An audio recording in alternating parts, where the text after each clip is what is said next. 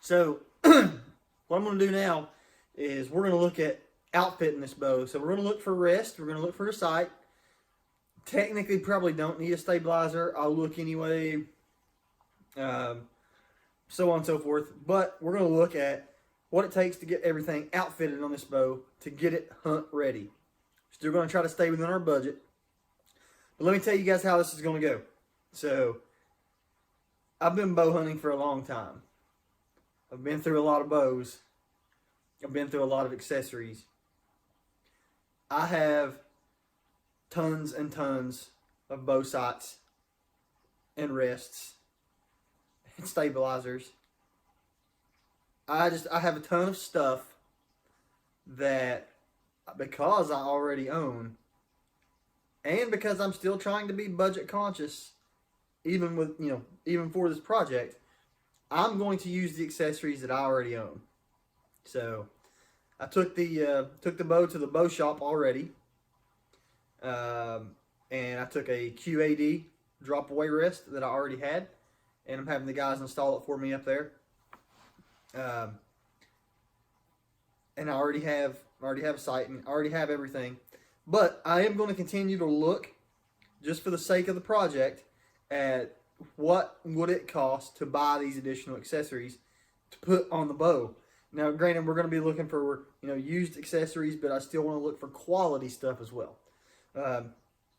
So that's what we're going to do. But yeah, keep in mind that everything that I'm putting on this bow, I already own, because I just already have the stuff and I don't want to spend the extra money. So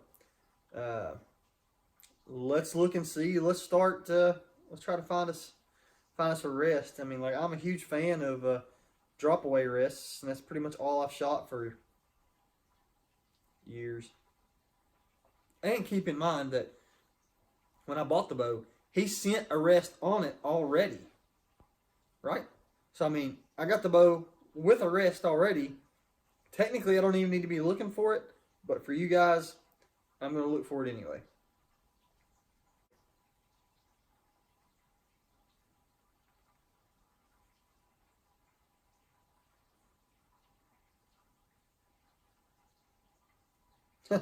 Whisker Biscuit, 20 bucks. Love it. Stokerized stabilizer, 6-inch, 40 bucks. Guys, I mean, like, do you need a stabilizer? Do you not? It's up to you. Vibration dampening, if you buy the right one, yes. Does it help stabilize the shot? If you have enough weight to do so. Most tree stand hunters shooting inside of 30, 40 yards, you probably, personal opinion, do what you want. You can have it or not. When I have a bow that is consistently, when I have a setup that's shooting over, let's say 310, 315 feet per second, which this bow is probably going to be right at that, pretty close. When I have a setup that's shooting about that speed, I do like to have a stabilizer. Reason being, when you get on these speed bows and you start getting way up there, the 315, 320s on your hunting setup, every half inch, every quarter inch counts when you're aiming that bow. So if you're off by an inch because of movement or not being very well stabilized, at 40 or 50 yards, that's going to be really, really amplified. So I do think it's important on these speed bows that you do use stabilizer setups that are tailored to that, to helping you stabilize the shot. So that's just my opinion. If you're shooting in the 280s, 290s on a bow, maybe you buy a bow with 50-pound limbs, 60-pound limbs. You're going to max out 60, 62 pounds. So I found this sight.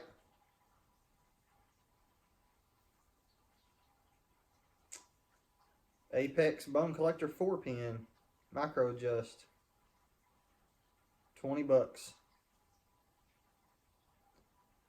Not a big fan of Apex sights, really, but yeah, it's a pretty good looking rod. $20. Yeah, $20. Let's mark that down. $20 on that Apex sight. I'd buy that. If I'm looking for a cheap way out, you know, I'm definitely buying that for sure.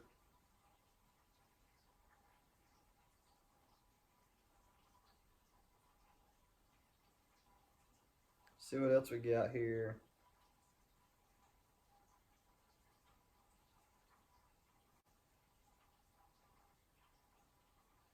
QAD drop away rest. Again, archery talk on all this. This is where I'm at. Pretty much live here. QAD HDX Hunter comes with some extra felt already. Nice. Well, how much you want for it though?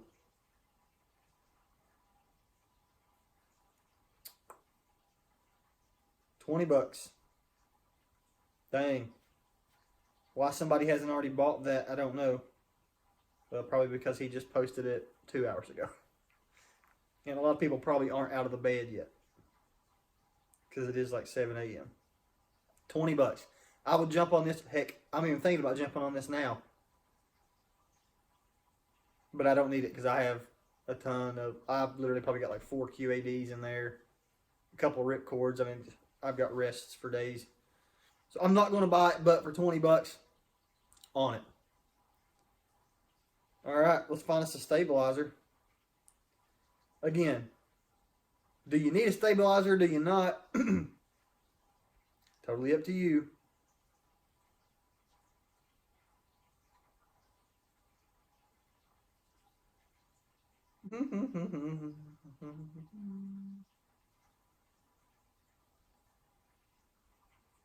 Stokerized SS1 system.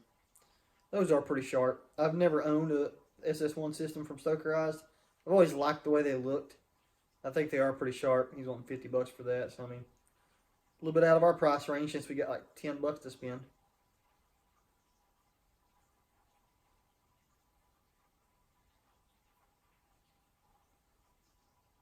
Alright, so here's a guy with like an entire lot of stabilizers. $5, yeah. Oh, here we go. Got a 10-inch doinker, 5-ounce weight, $10. Yeah, man, he's just wanting rid of all these. He's gonna price for $30, and you take the whole stuff. You take all of them. That's funny.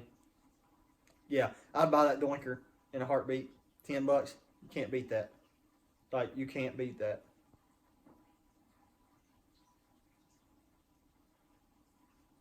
Yeah. So, there you go. There you have it. Yeah, I literally have been sitting here for 15, 20 minutes, maybe. 15 minutes. Looking through Archery Talk. And literally just outfitted the bow that we just bought with accessories for $50. Like, it's out there. It can be done. Like, that was literally a rest sight stabilizer. And probably didn't even need the stabilizer. Whatever. But, again, right there. $50 in accessories. Take a little bit of time. Research it. Right?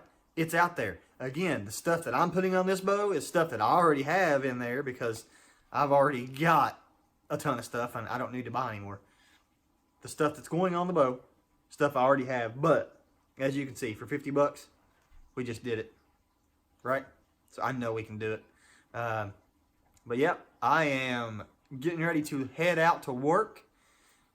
On my way to work, we're going to stop at the bow shop. We are going to pick the bow up. So here's what I had done to it. When I got there, the string and cable, they were old. When I took it in originally, Austin tried to tune it. And we tried to get it shooting well, and then it couldn't do it. Like, the string was just really old. Every time that we'd get a few turns in there, it would literally just like go right back. It was just really old. So I did have them work up a new string and cable set for it. So a new string and cable set, and then I don't know if you guys noticed, but the cable slide was just the stock cable slide straight from the factory that was already on there, and it was just eating away at that cable. So I asked Austin if they had any hyperglides or any other roller guards, kind of laying around, and he actually said they had like a couple off an old demo bow that he would just give to me. So literally, they just hooked me up with a new hyperglide to put on there. So we got new strings and cables on there, and a new hyperglide. So we should be good to go for the hunting season. He kind of already gave me a price. I know how much it's going to cost. I'm going to wait till we get there just to make sure, so I don't like misquote you guys and give you the wrong price. But I'm pretty sure we're going to be out about $100 for this string and cable set, which is literally going to put us like right there at that $300 mark. $150 for the bow, $100 for new strings and cables, custom string and cables, which took him like a week to do. So he's had my bow for like a week. So yeah, took him straight week to get those done. So now we're at $250. That's really why I was just kind of focusing on making sure the accessories were right at $50 or less, which is, like, again, do you need a stabilizer? Do you not? Totally up to you. But, yep, it puts us right at $300. And this bow is ready to go. Could I have hunted with the existing string and cables that came on the bow? Yeah, I probably wouldn't have shot that bow past 30 yards. Just because, like I said earlier when we were talking about stabilizers, on these really fast bows, the amount of movement that you have in your hand and you being off by half an inch in your sight picture is really amplified at 40 yards, at 50 yards on these speed bows. So the same can be said for a bow that's out of tune, or isn't in the best of tune. Old strings and cables like that, for example. When you're out of tune, I'm probably not going to shoot past 30 yards because again, that's going to continue to be amplified at 40 or 50. So I went ahead and had the strings and cables put on there, and the strings and cables that I had them do, pretty excited to see. I think you guys will be pretty excited to see too. I think it's going to look sick. So, all right, let's go pick this bow up, check it out. I'm not going to get to shoot it today because I don't get off work till like 9 tonight, 9:30, which means I'll get home like 11. So, I'm not going to get a chance to shoot it, but I will, after we pick it up, I will shoot it when I get back home from work tomorrow. We'll get everything sighted in, ready to go. And then Sunday morning, so in a few days on Sunday, when I'm actually off work, we're going to hit the tree.